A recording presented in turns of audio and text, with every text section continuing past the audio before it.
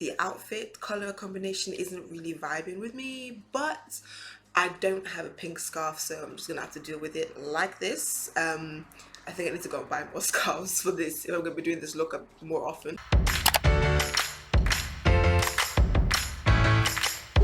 Hey loves, welcome back to my channel. If you're new here, welcome to Unspoken Words, where we are all about making the natural hair community a community and helping you to love yourself and your hair.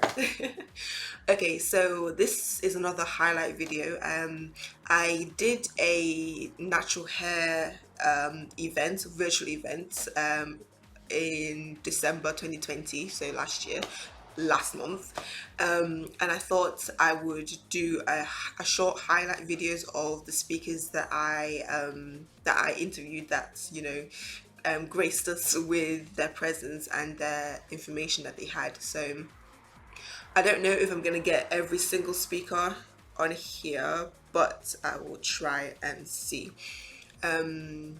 Yeah, so just enjoy the short clippet of how it kind of looked like, and the process of doing it and put it together. I don't know, it's gonna be really, really weird and nice to be able to see. It's weird because it's my first virtual event, and it was quite a success. Actually, it was better than I thought it was gonna be. But yeah, that's that. So let's get onto the video. So my family, they all actually wear weaves and other styles, other protective styles, which I'm not against at all, but they always have something to say about my natural hair. And I always thought that was funny because I'm like, it grows from my head. Like, what do you mean? And when I first started my lock journey, which started in 2018, they would ask questions like, oh, so what are you doing with your hair? Like, what's going on? What is this? I don't understand. And I would just be like, I'm locking it up. I don't get it. So in that though, I've learned to appreciate them not understanding and being able to be a resource for them to understand their natural hair, and trying to give them like tools and YouTube videos to watch so that they can understand, like, yes, it grows from our scalp. It can be detangled. It can be nice and kept if that's how you would like it, or it could just be wild and free like how mine is. So thinning edges there are many different causes. So there's from the styling, there's from inadequate or lazy hair care, and just like sleeping without a satin bonnet and just feeling free, like nothing's gonna happen. Your edges will go with your pillow. So these are the things, like the little things eventually add up. And I've had people say, oh, your hair, like their hair is really thick, nothing's gonna happen, and then they come back and they have their hair like patches, and you're wondering like, when did their hair go? And that's because like over time it compounds and they lose everything.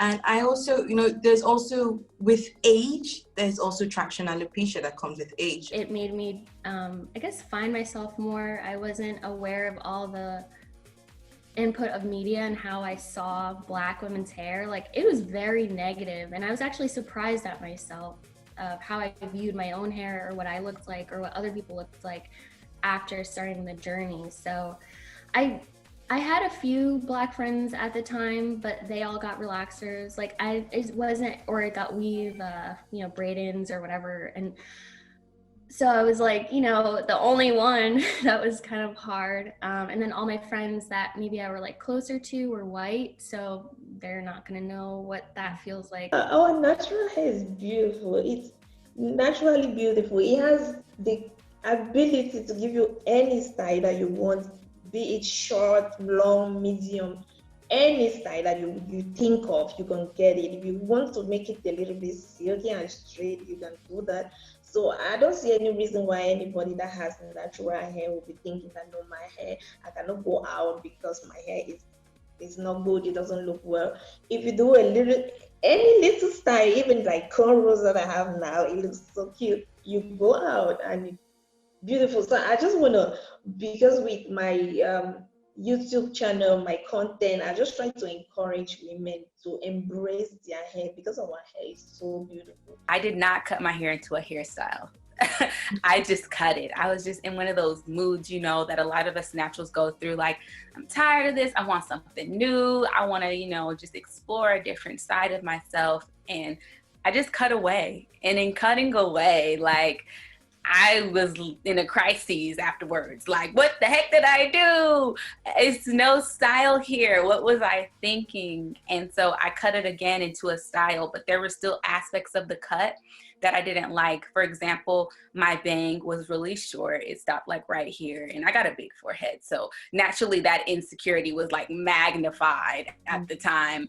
But even though it's something that I guess would be my biggest regret, it was also my biggest blessing, because it forced me to have to face myself and to face my insecurities and to learn to embrace my hair. So it's been a journey, which is why I always tell people it's long term. You'll change things up, you'll figure things out, but as long as you enjoy the process, enjoy the journey, then it's more enjoyable versus thinking, you know, I'm focusing on growth, my hair's not growing, and that's all that you see, but you're not seeing the change in the health of your hair. So I've been at this for a while, which is why I always say don't focus on growth, because I used to. I literally used to measure my hair with a tape measurement every month to see how much my hair has grown and, you know, how much longer it is, and I wanted to be a certain length. And I remember I marked the tape measurement and I wanted it to be there. You just need to be patient, because you destroy your hair for many years. Like for me, I knew I destroyed my edges for like 20 years, for a lot of years. So I'm like, at least I need to give like at least a year to see some type of result. So after a year for me, I started to see some result. I started to see a lot of my edges coming back, stuff like that. I'm like, this thing is working. So that's the second thing that you need to do. Like having that example in my life of someone who embraced their own hair and just wore their hair proudly all the time. When it was my turn to transition, it was just like, you know, like I just took it for what it was. But it's definitely a process of, you know, learning these things about yourself, because if you've never known what your hair texture was or what it looked like or what it felt like, you know, throughout your life, and you don't really know how to deal with it, you don't really know how to take care of it, it can be, you know, like I said, a process of learning and getting used to that and embracing it for what it is. But I always tell people just to be easy on themselves, because it's not, you know, just an overnight thing. Or use a little bit amount. You don't have to like lather it on as if you're putting icing on a cake. You really don't, because you're just introducing more product buildup, and too much product buildup, if you're not cleansing your hair well, can cause breakage and dryness, because you're not able to re-moisturize your hair because you're putting too much products on it. So those are some things. There's also I feel like sometimes you could dilute products, but you have to be very careful when you start diluting product, because when you add water to a product, especially DIYs that you don't have preservatives in it, you introduce bacteria into there. But yes, guys, that is everything I have for you guys today. Thank you guys for watching, and I'll see you guys in my next video. Bye, loves. Almost both, I cut my hair because I thought that if I cut my hair, all that will grow without any issue. But girl, no.